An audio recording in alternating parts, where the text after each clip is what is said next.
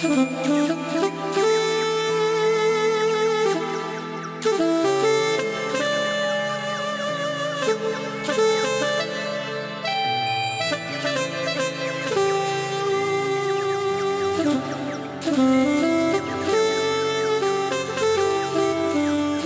गांव में लटकन नाम का एक बहुत ही गरीब ब्राह्मण था।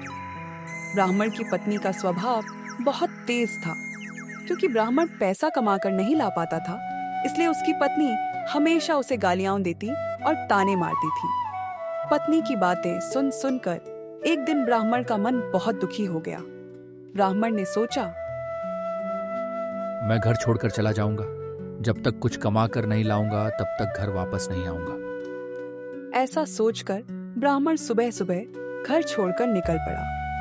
ब्राह्मण चलते चलते दोपहर तक पहुंच गया। उसके पेट में अन्न का एक दाना भी नहीं पड़ा था। दोपहर में उसे बहुत भूख लगने लगी। तभी रास्ते के किनारे उसने एक मिठाई की दुकान देखी और वह मिठाई की दुकान के पास चला गया।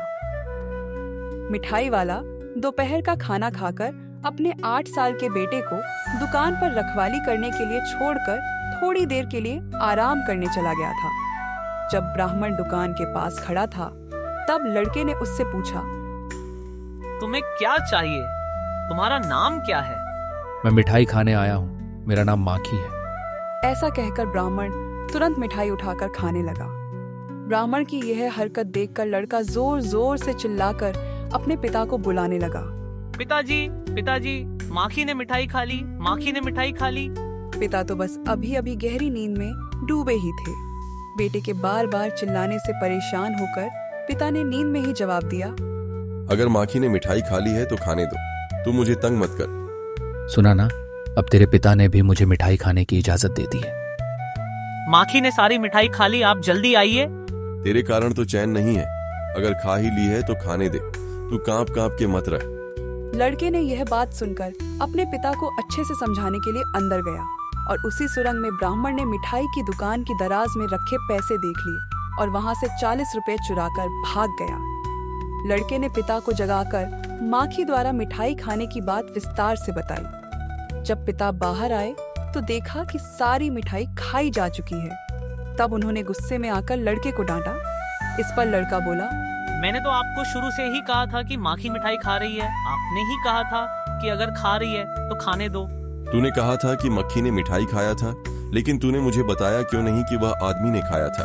लेकिन उसने मुझे कहा था कि उसका नाम ही मक्खी है। अब वह आदमी कहाँ चला गया? उस तरफ। अब घोड़े पर चढ़ के मैं उसका पीछा करूंगा। ब्राह्मण ने मिठाई खाकर वहां से जल्द ही भाग गए और उसी कारण वो थोड़ी दूर जाकर ही थक गए। उसने अपने थकावट मिटाने के लिए एक पैर के नीचे थोड़ा आराम करने के लिए बैठा। अचानक सामने की जंगल से एक स्वर निकल कर आता है और उसके चारों तरफ घूमने लगता है। लेकिन ब्राह्मण ने नहीं डरा। उल्टा उसने स्वर के पूंछ पकड़कर पैर के चारों तरफ घुमाने लगा। दोनों वैसे घूमने की वजह से ब्राह्मण के लंगोटी की पोटली से एक एक करके पैसा गिरकर पैर के चारों तरफ तितर बीतर हो गए। ब्राह्मण ने स्वर के पूंछ अब नहीं छोड़ पाया, क्योंकि पूंछ छोड़ते ही स्वर ब्राह्मण को खा जाएगा। मिठाई का मालिक ने घोड़े से उतरकर उस तरफ पहुंचकर देखा कि एक आदमी ने स्वर के पूंछ पकड़कर पैर के चारों तरफ घुमाने लगा। आप क्यों स्वर के पूंछ पकड़कर घुमाने लगी हो? मेरे पास समय नहीं है तुम्हारा उत्तर देने के लिए। तुमने नहीं देखा किया कि वो सब पैसा है? देखा है। सुअर को पैर के चारों तरफ घुमाने से पैसा मिलता है, इसलिए घुमाने लगा हूँ। दुकानदार ने ये बात सुनकर सोचने लगा, आज मेरा बहुत पैसों का नुकसान हुआ। इस तरह से पैसा कमाऊंगा तो बहुत अच्छा होगा। ये सोचकर दुकानदार ने ब्राह्मण को कहने लगा, मुझे भी घुमाने देगा क्या? मैं भी बहुत खतरा में पड़ रही हूँ। आप मुझे भी सुअर को घुमाने दोगे तो आपका बहुत फायदा होगा। आज एक चोर ने मुझे टैग कर सारे पैसा चोर करके ले गया। ठीक है, तुम बहुत खतरा में पड़ी हो तो मैं तुम्हारा मदद कर पाऊंगा तो मेरा बहुत शुभ होगा। आओ घुमाओ।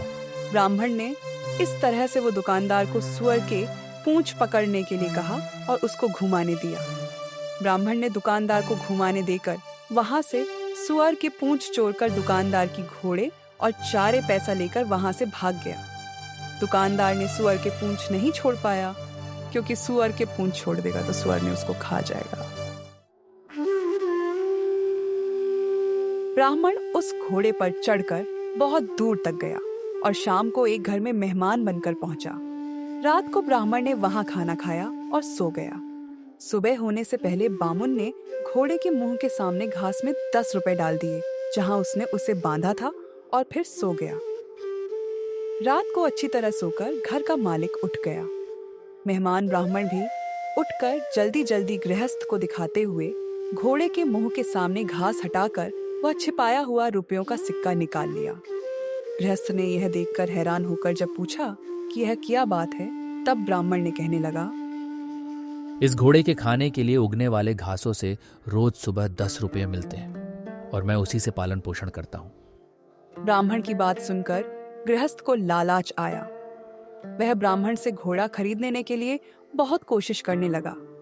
भाव ताक करके ब्राह्मण से 600 रुपये में घोड़ा खरीदने निकल पड़ा। ब्राह्मण ने पहले कहा कि नहीं दूंगा, लेकिन अंत में मान गया। ठीक है, अब पूरे 650 दे दो और मुझे घर जाने दो और घोड़ा ले जाओ। गृहस्थ इस पर राजी हो गया। उसने पैसे लेकर अपना घोड़ा उस ब्राह्मण को दे दिया और दूसरे घोड़े को ले लिया। फिर ब्राह्मण ने जल्दी जल्दी पैसे एक पोटली में और घोड़े पर चढ़कर चला गया। जब बामुन उसी रास्ते से लौटा जिस रास्ते से वह पहले आया था, तो उसने मिठाई दुकानदार को पेड़ के नीचे चलते देखा। ब्राह्मण को देखकर मिठाई वाले दुकानदार ने आवाज दी, तुम मुझे अच्छी तरह ठगा। न पैसे मिले और न ही स्वर की पूंछ पकड़कर घुमाने से कुछ हुआ, बांस 8 मरा हो गए। मैंने तुम्हें नहीं ठगा। अगर तुम मेरी बात मानकर यदि गनी गनी गिनकर स्वर को 100 बार घुमाते तो तुम 100 रुपए पा लेते। ब्राह्मण ने देख लिया था कि स्वर धीरे धीरे कमजोर हो रहा है और अगर उसे 100 बार घुमाया जाता तो वह मार जाता, इसलिए उसने इसी बात कही थी। इसके बाद ब्राह्मण ने यह कहकर मिठाई वाले को छोड़ दिया और घोड़े को एड़ लगाकर वहां से चला गया। घर पहुंचकर ब्राह्मण ने ब्राह्मणी के हाथ में पैसे देते हुए कहा, लो ये लो सारे पैसा। पैसे देखकर ब्रह्माणी खुशी से नाचने लगा और तब से दोनों सुख शांति से दिन बिताने लगे।